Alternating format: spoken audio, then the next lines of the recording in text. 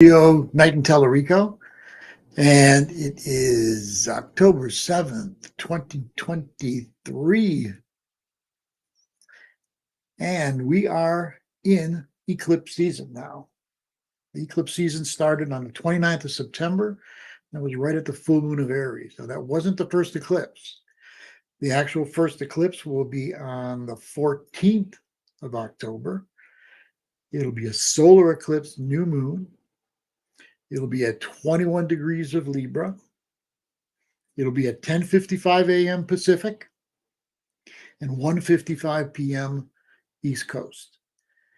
Keep in mind now that Mercury is direct, Venus is direct. That means clarity on communication and relationship issues. Decisions can be made now, and projects that are big can be started. All the important personal planets are now direct. Now, we still have a couple of planets that are further out that are still retrograde, but now they're starting to go back direct again, too, starting with Pluto.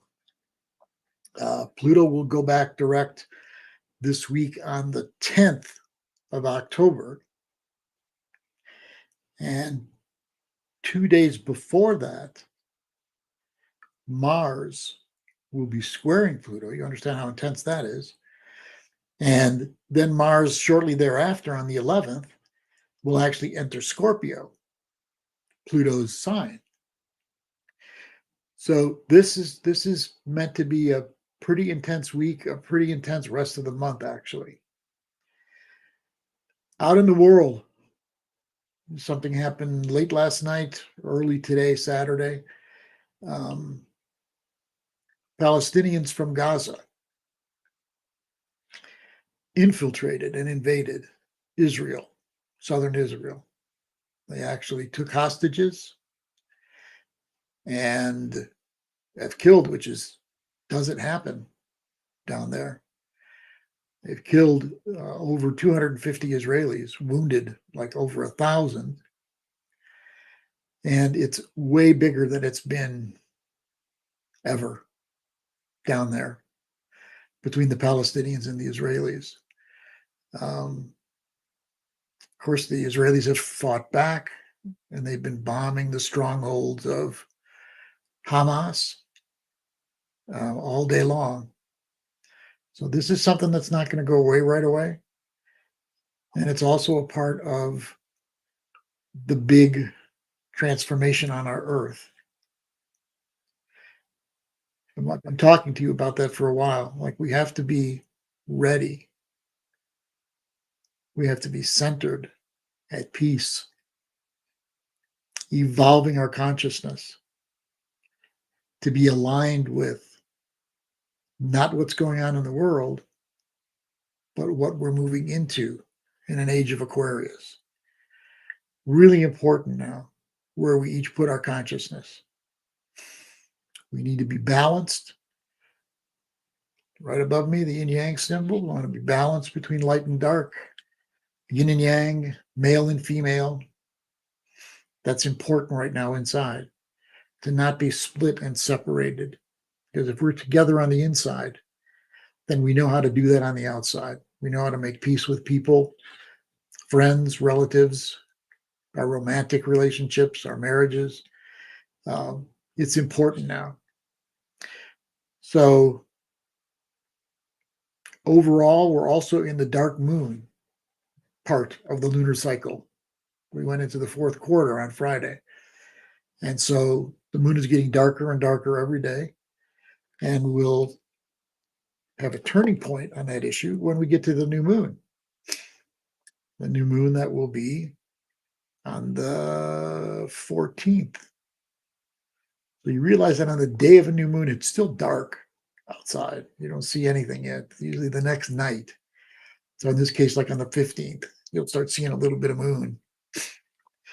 It's really important, beneficial, I should say, to meditate at the new moon, the day before, day of, intentions, positive visualizations, affirmations, all these things can be especially strong, especially holding very well and moving where you would like it to move when you meditate at those times. And this time, since it's not just a new moon, but it's a solar eclipse new moon, it's even more so that way. So prayers for the world, prayers for your personal life, these are all wonderful things to do. Yeah, the walls are coming down on the old world. We've been talking about that for a while. Um, the, the economy, um, it's the military-industrial complex. This is the first time that we've ever had a Pluto return in the United States. And Pluto in the natal chart of the United States is in the second house in Capricorn, and it very much represents the military-industrial complex. At least that's what it's become. So that is breaking up the military-industrial complex in the world. And more, it's going to be a level geopolitical field out there. But it's not going to happen unless we have some really fantastic changes of mind, which I hope can still happen. If we don't have those tremendous changes of mind by leaders in this world, then the end of the military-industrial complex is going to happen the way that it's beginning to happen now, in a pretty intense and destructive way for the old world. I know you're thinking, well, hey, look, I live in the old world. I live in this world, 3D world. Yeah, we do. But we can be a part of what is moving forward, that's making the world a better place, that's evolving our consciousness on this earth. We can't be dragged into, remember, this is really important. We can't be dragged into fear, like deep fear, into the rabbit hole fear, a little bit of fear, sure. With things like that are going on in the world now, people are going to have fear, but you don't want it to take over. You don't want it to be like, oh my God, now what do I do? And then you make panic decisions. So fear cannot take over, and also hatred cannot take over. It's understandable. This is our country. We're going to be on the side of the United States in many ways because we live here. We love our country. But by the same token, we don't want to demonize those that are going to be looked at as the so-called enemies, those who are in opposition to us. And we're going to be pulled to do that by the media, by government, by corporations who want to maintain their financial power. We're going to be trying to be sold on seeing things as far as demonizing, making enemy, having hatred, and total fear of those that are deemed in opposition to us. So be very careful of that. So, dark moon we're in now. And then on the 8th, Mars squares Pluto. So that's all. Mars is already square Pluto, okay? It's part of what's going on in the world, the Mars square Pluto. It's not exact until the 8th, but it's, within a degree now. And then it's especially powerful, the Mars square Pluto, because Pluto is being highlighted now because it's changing directions. Whenever a planet changes directions from retrograde to direct or direct to retrograde, while it's the few days that it's slowing down and changing directions, its energy is more felt in the world. Its importance is more in the world.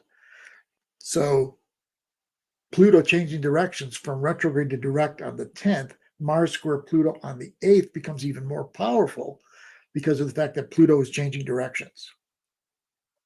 So just be aware of all this. In your personal life, don't let the Pluto changing directions or the Mars square Pluto have you get super angry. Because Mars square Pluto can do that. So you want to hold it back. You want to have dialogue with whoever you're disagreeing with. You want to try to understand where they're coming from. Empathy is an important thing right now. so that we don't get defensive. Like in relationships now, it's important not to get too defensive, because defensive just means that you're not present anymore for where the other person is at.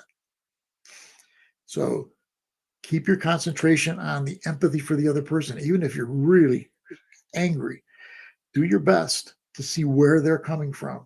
Doesn't mean you have to agree with them, but just know where they're coming from. Have some empathy. It'll help if there's any kind of battles, um, any kind of battles that you start to get in. So also this week, we have Friday the 13th. I think Deborah's going to talk a little bit about that today too.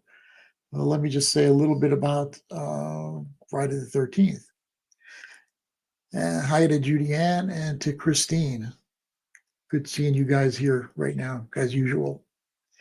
Friday the 13th, people think, oh, you got to be scared, the superstition of Friday the 13th and all that. It's to a large extent a fear of the mystery of the feminine, which we need so much in this world now. The feminine, in men and women. It's not about becoming a woman if you're a man. It's about learning how to make relationship, learning how to have more love in your heart, have your heart direct you, not just your head and your ego. So Friday the 13th, in so many countries, Friday is Venus Day, for instance. In Italy, it's Venerdì. That's Venus Day. Even in America and Britain, it's Friday, which is Frida, another goddess similar to Venus. So Fridays are very much Venus Day in a lot of parts of the world. 13 is a sacred feminine number. 13 lunar cycles in the year. So Friday the 13th is very much a feminine day, and a lot of the superstition that's been built on Friday the 13th has been built on a fear of the mysteries of the feminine. Trust me on that. So I think Friday the 13th is one great day. That's what I've seen with it all the time. It's a great day. So be at peace with Friday the 13th, even as it's just one day before that first eclipse. Well, that first eclipse is in Aries. Sorry, it's in Libra. Father's birthday is Friday the 13th. That's cool. That's really nice, Tamashka. That's really cool. So I know Deborah's going to talk more about Samhain. It's not going to be this week, but it's going to be coming up before the end of the month. It's on the 31st. Like, that's Halloween. Halloween is Samhain. And it used to be Samhain, which is the veils between the inner world and the outer world are very thin. So you can make connections with spirits more easily. You can make connections with people you've known who are now on the other side, who have died. So that's that. Deborah and I have done that before, not too many years ago. Maybe she'll talk about it later. We used a Samhain for contacting dead ancestors, and it was fascinating when we did that. So, and Julie Powers says 13 has always been a very lucky number for her. Yeah. So bring it into feminine this week. Libra also is a relational planet. It's feminine. It's ruled by Venus. So not only do we have Venerdì, Friday, Venus Day, but also it's a Libra solar eclipse. And the ruling planet of Libra, as you know, is Venus. So with the things that are going on in the world, with all the war that's kicking off, we will have the ability to connect with others in a relational way with the aspects that are coming up. Yeah, Mars square Pluto in the middle of the week, that's we're feeling now, that's a different direction. but don't let that carry you. Stay with the Libra, stay with the Friday the 13th, and make the connections. Make the connections. Not only outside yourself with people, but inside yourself, make the connections. You know, people who talk to themselves, people go, oh, what are you doing talking to yourself? Well, you don't have to do it out loud. It's good to talk to yourself, different parts to yourself inside. Have a dialogue. Have a dialogue. If you're finding you're in conflict, part of you wants to go do this and a part of you wants to go do that, find out what each one of those parts of yourself wants, truly on a deeper level, and have a dialogue internally between those two parts of yourself and work it out. Astrology is such a great big help for this. What I like to do with people is I'll look at each of the planets in all the signs in their charts, and then let them know what that, or not just let them know, but talk to them about what that is, so they can hear their feedback too. And each planetary position in a sign in a house is a different facet, a different part of a person. And so that helps us with the inner dialogue, is to know astrologically what our voices are inside, what facets we have inside of ourselves. It's really fascinating, and it's very helpful because inner integration is extremely important. It's bringing the whole inner family together. The more you can do like that inside yourself, the more you can do it in the world.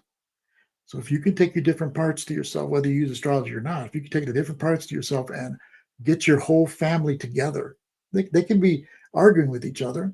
You know, I grew up in an Italian family. They argued a lot, but, you know, they didn't mean anything by it. It's just that's the way they were. So we just work things out that way. I remember I'd bring friends over to the house when I was younger, when I was a kid. And they'd come over during dinner time, and then we'd leave later, and they'd go, my God, why do all the people in your family, do they hate each other? No, they don't hate each other. They're just very passionate, you know, and they argue in a passionate way. And the next day, everybody forgets about it, or next hour even. So you can have parts of yourself that are in conflict with one another, but nevertheless, you can work it out with those different parts to yourself. And then again, you've got that holding that inner family, which is really important, because again, what you can do inside yourself, you can do outside yourself. So the world is this way too, right? And we're looking to move into the age, we are in the age of Aquarius. We're looking to move more fully into diversity within unity. It's the same thing inside of ourselves. All these different parts to ourselves, all different than one another, but we bring them into unity. And then you find you can do that more out in the world. And that's what the world needs right now, to know we are all parts of the same family.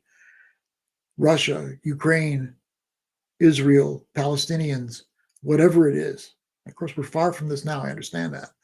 But this is what we're capable of doing. Instead of hating those that disagree with us, instead of having to go to war over resources or religious principles, we learn to listen to one another and work it out. This is not just a Pollyanna thing. This is real. This can happen. We can do it. But first, the walls of the old world need to come down. You know, I've been preaching for a while that we moved into the Age of Aquarius on the winter solstice of 2020. That's when Jupiter was conjunct Saturn at 0+ degrees of Libra. I'm sorry, at 0+ degrees of Aquarius. That was on winter solstice 2020. Remember back what was going on, winter solstice 2020? The election just finished, Biden won, and it was just a couple of weeks before that January 6th insurrection was going to happen. Remember, when the age starts doesn't mean everything is perfectly Aquarian at that time, and the age is perfect. We got 2,000, 600 years. We got 2,600 years to go through before we get to the next age. So during the years that Pluto's in Aquarius, which started this year, it's back into Capricorn now, but it goes back into Aquarius early next year. In 2024, it goes back into Aquarius again, and back forward into Aquarius, Capricorn, Aquarius, back and forth, 2023 and 2024. And then from 2025 on, 20 years on, Pluto stays in Aquarius. And these are going to be the years where we clean out the old paradigm, the old ways of thinking, and we evolve and move forward as a human family. Those are the years. The last time Pluto was in Aquarius was during the Revolutionary War. It was there for 20 years then too. And you remember during the Revolutionary War, France and the United States were going through the revolution. And that revolution was about power to the people, not to the governments, not to the dictators, not to the authoritarian figures, but to the people. So a lot of what Aquarius is going to be when we get to the other side 20 years from now is going to be more and more power to the people, of the people, by the people, for the people. Not of the corporations, by the corporations, for the corporations, but for the people. And we will get there. And we'll get to the all one family too. Yeah, Julie, I agree 100%. She says, we're all one love, one mind. We all feel it. Can give and get it from anyone, anytime. And that is so true. So that's what we're working on. So you don't want what's going on in the world. And it's going to get a lot uglier out in the world. So you want to keep your concentration on you, your consciousness, and your family of people. And I don't just merely mean your blood family. I'm talking more about your soul family. Sometimes with our blood families, it's hard to develop that unified family unit. Sometimes that's not easy for some people. They've had really rough family times this lifetime. But if you can't do it there, you can do it by finding your soul family. Your soul family is where you can work on diversity with the unity. And we all are working toward new consciousness for a new age. Everybody, Deborah will be on in about 10 minutes from now, by the way. I should have told you that up front. And then in 2 weeks, I'm finally going to have on Dennis Harness, who's here in Sedona with us. And he's an expert on sidereal astrology. And he'll be telling us more about sidereal astrology next time. And he and I will discuss that, about the Western astrology, tropical and sidereal. And we'll talk about the differences and how they're both very valid. So you got this week now. And then, so we've got the Mars square Pluto on the 8th, although it's already square, but not exact. Pluto direct on the 10th, and it's already powerful as it's slowing down before it goes direct on the 10th. And then Mars enters Scorpio on the 11th. And then, of course, Friday the 13th. And then the first eclipse will be at 10:55 a.m. on the West Coast and 1:55 p.m. East Coast on the 14th of October, next Saturday, 2023, at 21 plus degrees of Libra. So if you have any planets at or near, let's say from like 17 of Libra to 25 of Libra, same with Aries, 17 to 25 degrees. And then not as much, but still important, the other two cardinal signs, which are Cancer and Capricorn, again, between 17 and 25 degrees of those signs. If you have any planets there, you will have more important eclipse time coming up. Remember, the eclipses are meant to help us to go to the next level. Now, we've talked about it a lot now. A lot of you have moved, because that's what's been happening, not just about the ages, but about the chapters within the age. Have been moving from an old chapter of your life to a new chapter. And for a while there, and still for some, they're very aware of the chapter that's ended, letting it go, doing their best to not get pulled by what used to be and who they used to be. And there are new waves coming in for the new chapter of one's life and for the new person that they've been becoming. So the old is obvious. We know where that was. The new that's coming, some people don't have a firm enough grasp on that yet. So what it takes is trust and surrender that what you're moving into, what we're moving into, is right. right for you in your personal life and right for the world. And it's going to be more difficult to see how it's right for the world as it gets the way it's getting. But just know that that's part of the cleaning out process. Look at nature itself. There's tornadoes, there's landslides, there's earthquakes. This is part of nature, and it's certainly a part of human nature too. Although a lot of what happens with human nature on these wars is also because of a toxicity that we have, not just because it's all perfectly natural. So we want to let go of the toxicity, but also realize that things like this happen in nature and they happen with us as humans too. And now it's happening more because we are changing ages. It's like when a woman gives birth and labor pains, and sometimes all she has to go through to bring that birth in. This is where we are as a human family right now.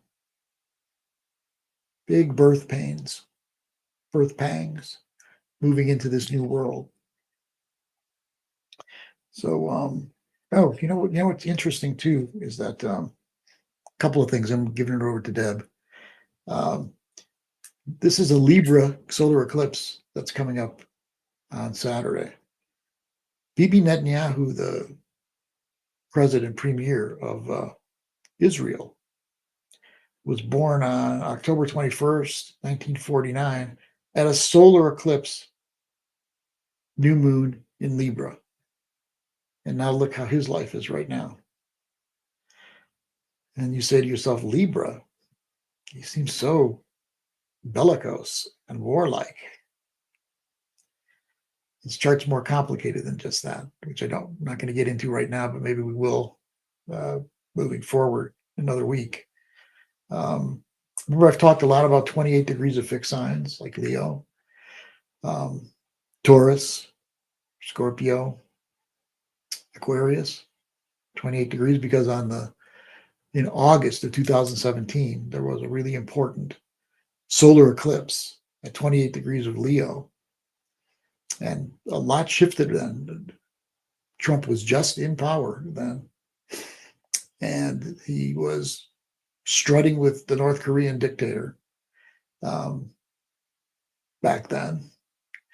And also we had in Charlottesville, Virginia, we had the first of the real culture conflict that really became apparent during the Trump years. Remember the Nazis, white supremacists, were battling more progressive forces, and a woman got run over and killed back then. That was all around that 28 degrees in Leo. So interestingly, Mars in Israel is at 28 degrees of Leo.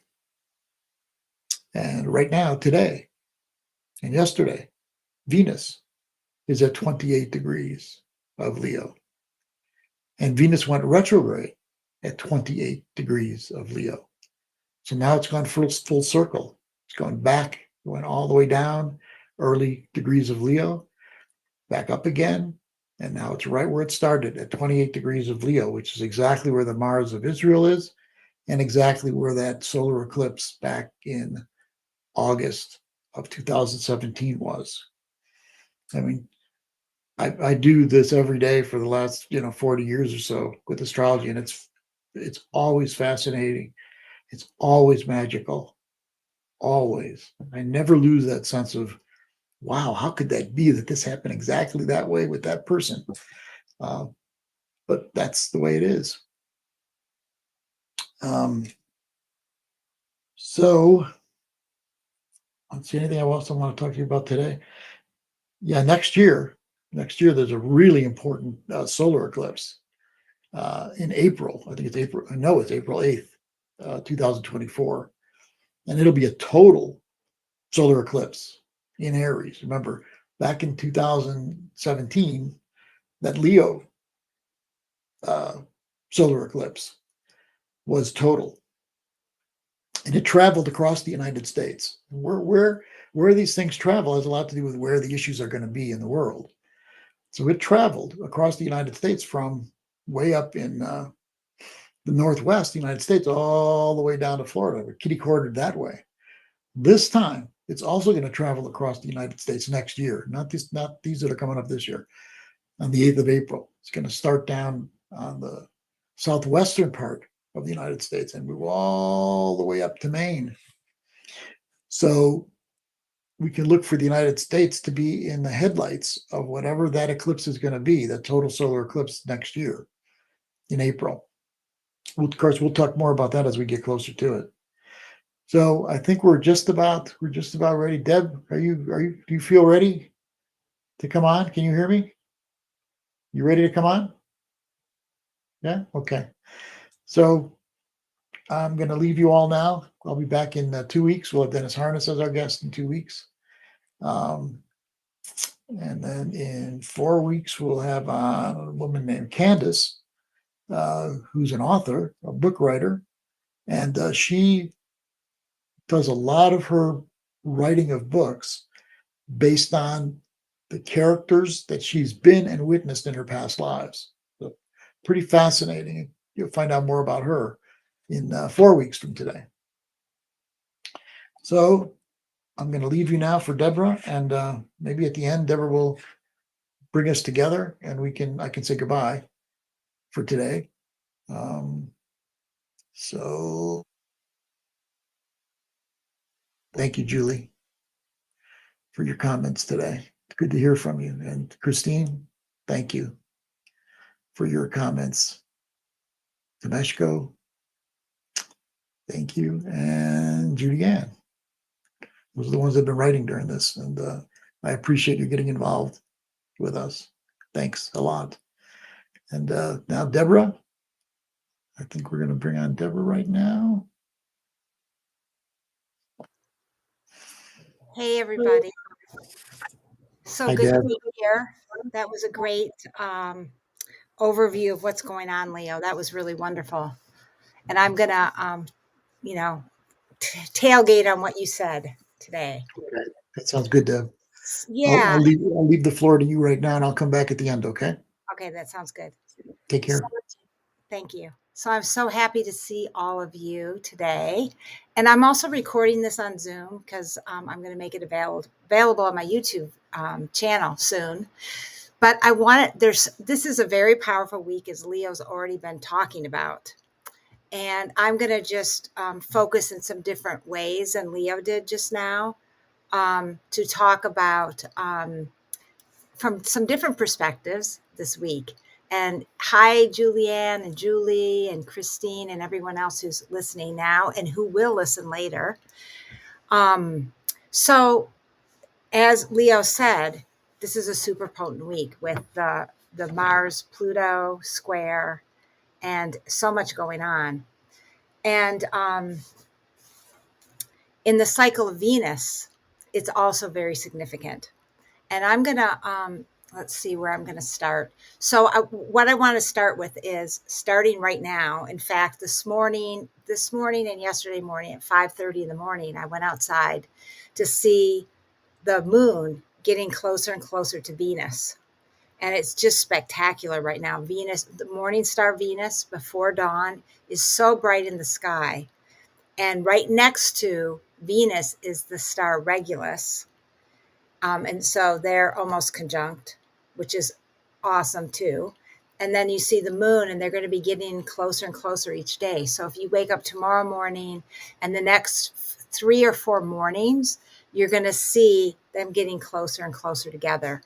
And then after the 10th, I believe the moon will be under Venus. I'm not sure about that. But right now, the moon is above Venus. And then they're going to conjunct on the 10th, and then Venus will be above the moon. So, and it's beautiful because if you look off to the right of where Venus is and the moon, you can see the star Sirius and Orion, which is really awesome to also feel those energies, and of course many other stars. So I just wanted to bring that into everyone's awareness so you can go out right now and actually look and actually experience it and receive the energies from it as you're beholding the magnificent, and just, let yourself receive the energy. And I'm going to talk about that more in a minute. So before we have this gateway of Venus, where the waning crescent moon and Venus join together in Virgo, at the very beginning degrees of Virgo. What was I going to say about that? We will have, Saturn is going to oppose Venus the night before. So to me, and then the next day, Saturn is going to oppose the moon right before Venus and the moon join together. And Venus is also moving into Virgo on Sunday, tomorrow, the 8th. Venus moves into Virgo.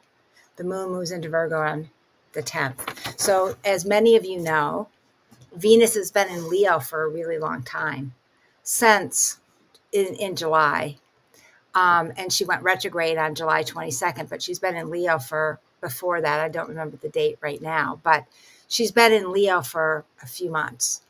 So she will now be transitioning from the Venus, bolder, fiery Leo energy into the Virgo energy, which is very grounded, earthy, paying attention to detail, sacred order, bringing things into sacred order. She's also known as like the Virgin Priestess, which is a virginal priestess or a virginal goddess, is one who is whole unto themselves, not meaning virginal in the sexual way of looking at it, but it means they're whole unto themselves. They don't need to have something else or someone else to complete them, because they feel that wholeness within. So the Virgo is very much connected with that. So Venus moving into Virgo, we're in the Virgo lunar cycle still until the new moon next Saturday. So there's that energy of, bringing things into sacred order in your life, and finding your own wholeness. The Virgo energy is a lot about, our health, our healing, and those sacred practices that we can use and do to be healthy on all levels, physically, mentally, emotionally, spiritually, and living in, wholeness, feeling our wholeness again. So those are going to be the themes as we complete this lunar cycle and as Venus moves into Virgo for a few weeks. So I want to talk also about the portal day of 10/10. So Tuesday, this Tuesday is October 10th, which is 10/10. So it's the 10/10 portal on the same day as the gateway of Venus. So I want to talk a little bit about the number 10, the numerology of 10. So the numerology of 10 has a 1 and a 0 in it, right? So the 1 has a lot to do with truth, me, focused direction, that pointed oneness within yourself. And then the 0 has a lot to do with like divine wisdom, divine light and energy. So those two together. And 1 is the beginning of a new cycle. So we passed through the 9/9 gateway on September 9th. And that was a time of completion, because 9 is a number of completing old cycles. And 1 is beginning new cycles. And so when there's a 1 and a 0, it's got that extra spiritual energy added to it. So the theme on 10/10 at this portal is to really be aware of the old energies from the old cycle that you've released. And if there's anything left, to just release it so you can truly begin your new cycle and new chapter of life. So 10/10 signals beginning a new chapter of life. And I know Leo and I, especially Leo, have been talking about how we're ending an old phase of life and we're beginning a new. And how many people I know, clients, friends, everybody, so many people I know are talking about how they feel in this in-between zone. Like the old is still kind of hanging on, and they haven't quite entered the new chapter yet. Well, the 1010 portal day is going to help us catapult us into our new life. And other things with the planets going direct, Mercury and Venus going direct. Venus went direct on the 3rd of September, and other planets going direct. Mars went direct, and then Pluto's going direct. So, and Jupiter, I believe, or I'm not sure about that. But anyway, there's more planets going direct. So 10, the number 10, is also a reminder that you are a master of your own destiny, because it's a powerful number. You've completed a whole cycle of life and you're beginning a new cycle. And it also lets you know that something new is sparking on the horizon. Something new's coming in, like a fresh start, personal growth, infinite possibilities, moving forward in your life. And it's time to dream big and shoot for the stars, and to really start looking at your life, this new chapter of life. And instead of being in the wings waiting for this new chapter, you'll start feeling like it's time to take action and steps towards the manifestation of your greatest dreams and visions. So there's a lot of things pointing to this theme of new beginnings with the energies moving forward. We're going to move into a new moon cycle on Saturday with the eclipse. It's going to be powerful because of the eclipse. So it's time right now to really start visioning, make a vision board, journal about your new life, this new chapter of your life. What are your visions for the new earth as we are witnessing the chaos in our world and we're seeing the old world dismantling? What are your visions for not only your life, but the new earth, the new reality on our earth as the old consciousness, the old paradigm is dismantling and there's chaos on the outer world? We need to stay in our center, which I'm going to talk about in a second. It's really important to know, to be clear in our visions. And this 1010 gateway is going to help us have more clarity about our new visions for our new chapter of our life. So be proactive with your dreams. Go for what you want, what your heart deeply desires. Follow your vision. Be ready for new spiritual awakenings and openings. If you've been feeling stuck, focus on the new visions. Take more action. And realize that you have the power to change things. So this is going to be a great portal for bringing in new positive change. And it's really important at this portal to be very mindful of all your thoughts and how our thoughts create our reality. And this is the visioning part. It's really important to have clarity with your visions and positivity. And it's everything always lines up, because on Tuesday we move into the third eye chakra gateway, which is all about our visions. And I'm going to talk about that in a minute. So there's this theme here of focusing, clearing your third eye of any old energies and getting your vision really clear and taking action, moving towards positive change. And the other thing is in Tarot, I'm going to hold this card up. In the Tarot, 10 is the Wheel of Fortune. You can see that there. This is from the Star Tarot, which I love and adore. And so the Wheel of Fortune is it's a lot about manifestation and abundance, but it reminds you of how important it is to have your thoughts be really clear, because if you want to create something positive, you need to nurture and nourish your positivity and your positive thoughts. If you focus in the negative direction, you're going to create from that place. And the Wheel of Fortune also teaches us that to bring everything into balance. If you look at this card, there's the guardians of the four sacred directions, and everything's in balance. And there's the cycles of the moon in balance. And in the center, the hub of the wheel. So this is one of the lessons and spiritual blessings of the Wheel of Fortune. And the message on a spiritual level is how important it is to stay in balance, to stay in the center hub of the wheel as it's turning. And right now, with everything going on in the world, maybe even in your own life, but especially in the outer world, it is so important for us to stay in this center place, balancing the polarities within us and all around us, inside especially, as Leo talked about. Integration, inner integration is so important, and keeping in that middle point, that midpoint, the midway point between everything. That in a way it's a place of neutrality, and that way you're not going to react as much, but you're observing. And that's one of the great lessons of the Wheel of Fortune.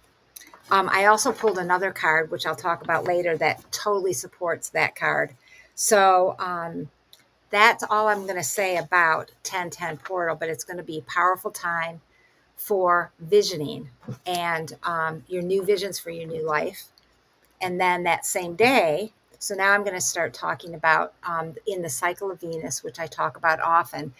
I've been working with the cycle of Venus for the last 5 years in a wonderful course and journey I've been in with Venus Alchemy. And I've been integrating it more and more into my life and connecting it with all the other cycles that I've been working with for 45 years now, the moon cycles and the earth cycles. And it's really exciting to really be in tune with all the cycles.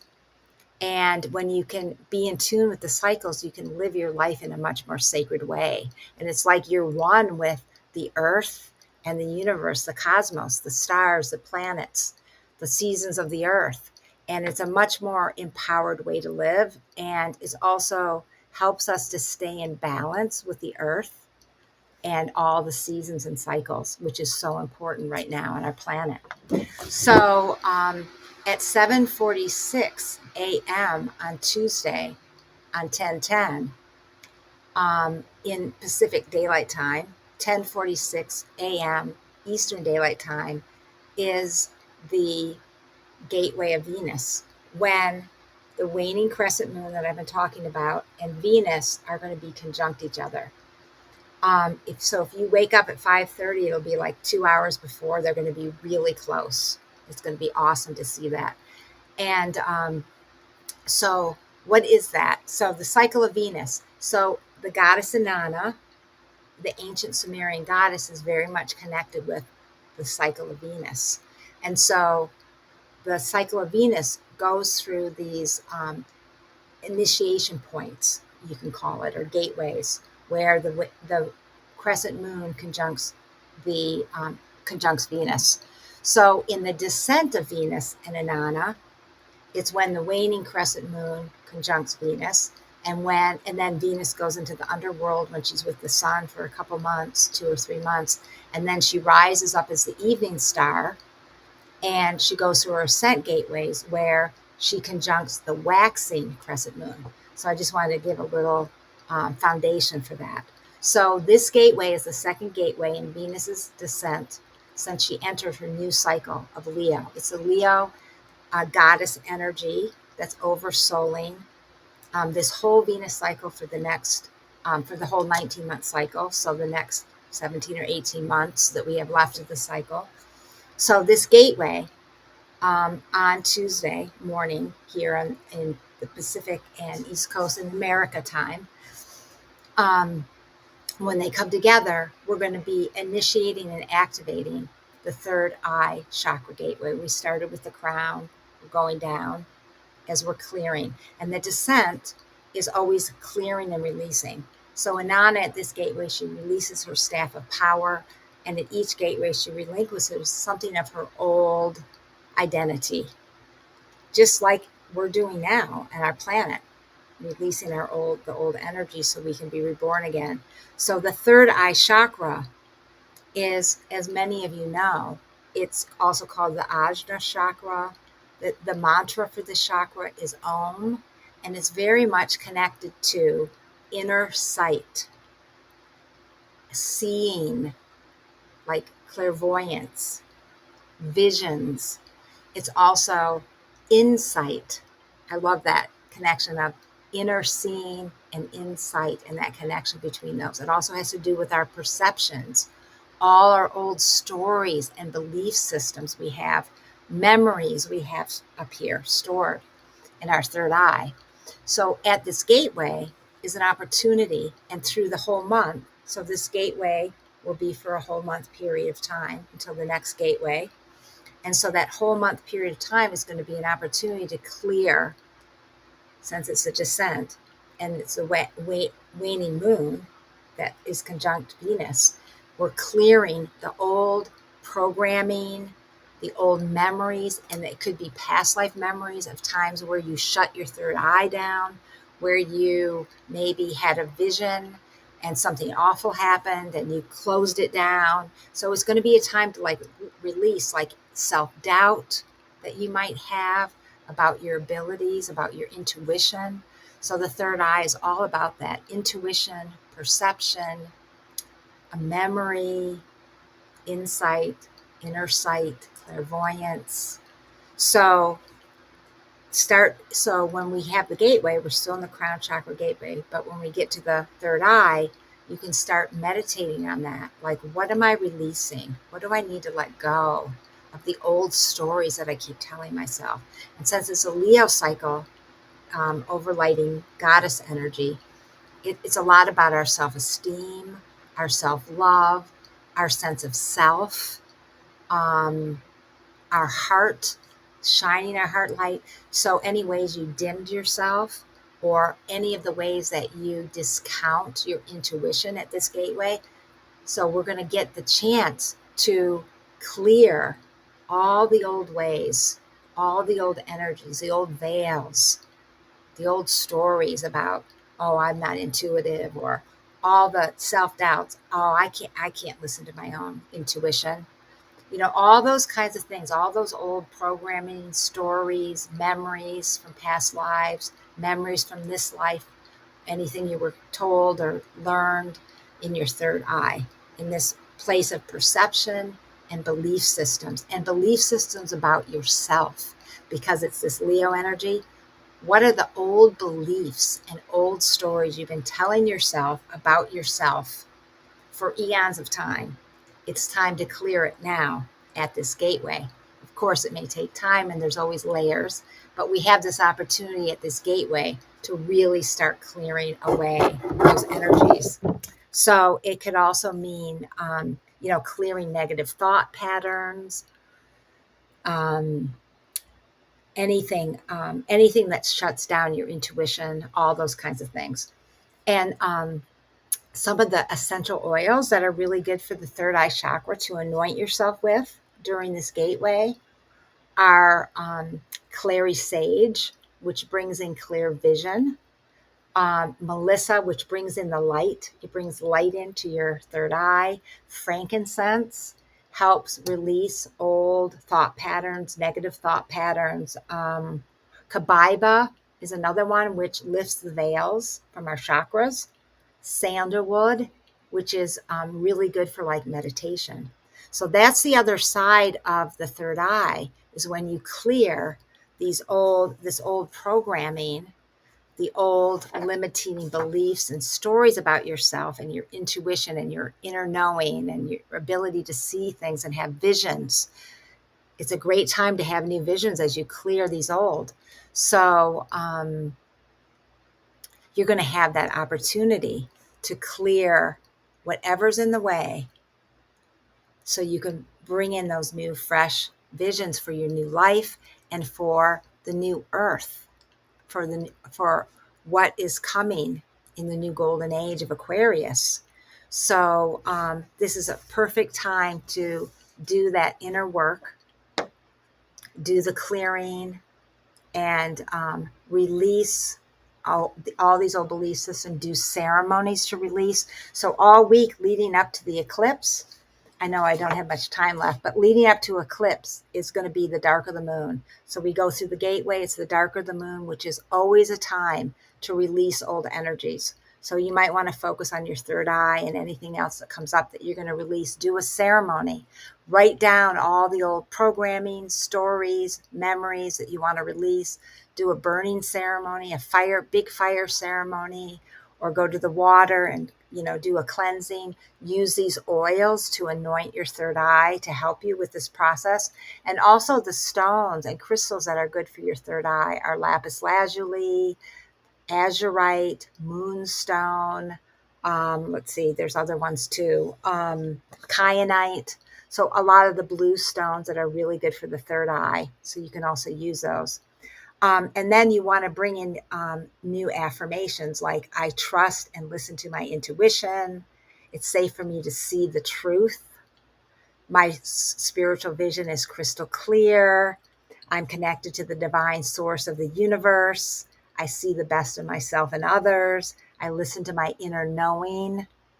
My mind is open and clear. So those are a few examples of some affirmations that you can start saying to yourself too as you're after you clear. And for those of you that are interested, I'm starting a whole series. I actually started it at the last gateway at the crown chakra. I'm doing a whole Venus series now, ceremonial activations on the exact day of the conjunction of the waning crescent moon and Venus during the descent. So each month there'll be a new ceremony and they're going to all be recorded. And if you're interested, you can visit my website, GaiaSophiaTempleOfTheHeart.com, and go under Mystery School, and which I'm birthing now. This is one of the first offerings officially of the Gaia Sophia Mystery School. But if you click Mystery School, it'll have Venus Gateway activation ceremonies, and you can find out about the ceremonies and sign up. So the last thing I wanted to do, and I know we don't have much time, is I pulled a card for this week, and I pulled the world, the universe.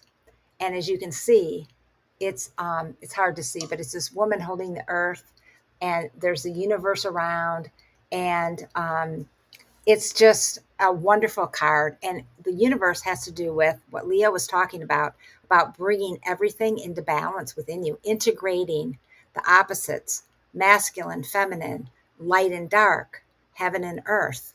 And when you do that, there's that sense of wholeness and completion and oneness and unity within. And it's just an amazing, amazing card to remind us of how important right now our inner integration is, the balancing of all the opposites within us. Because when we can do that, then we can help be an agent of calm and peace in our world. When we can find that balance, that peace, that harmony with all the different parts of ourselves, as Leo was talking about, and this is pointing to, again, validating what we've been talking about, we can find that peace and finding that point in the middle of the wheel where you can stay in balance and stay in center. And more than ever now, with everything that's going on in our world and what's going to get even more intense in our world, is staying in balance and staying centered. And in this Leo vibration of Venus, staying centered in your heart as much as you can. Really staying centered in your heart is going to serve you, and remembering that we are all connected, that everyone outside of us is a sacred mirror for us. And we are not separate, but we are connected. And that consciousness is going to help us heal and move into the new age of Aquarius, and the golden age, which I call it, and birthing the new earth. Thanks, Leo. Everybody, thank you, Deb. So everybody, we'll be back in 2 weeks. What's that, Deb? The 21st And we of October? might shift it to the next week. So stay tuned with our Yeah, our stay with us and let you know. And also, if you want to work with me, anybody on with the astrology and the inner integration and stuff like that, please get a hold of me at Solus, SOULUS at AOL.com, and we can talk about that. and you can And reach. all our wonderful people that have been chatting with us today, I thank you so much for Thank you your all. comments. It's so nice to know you're all there. Have a And we'll see you. Yeah. have a powerful and balance centered week as much as you can, releasing the old and bringing in the new. Enjoy the eclipse coming up next Saturday. Yes. So much love to you all. Talk to you in a couple of weeks. So much Bye-bye. love. Bye bye.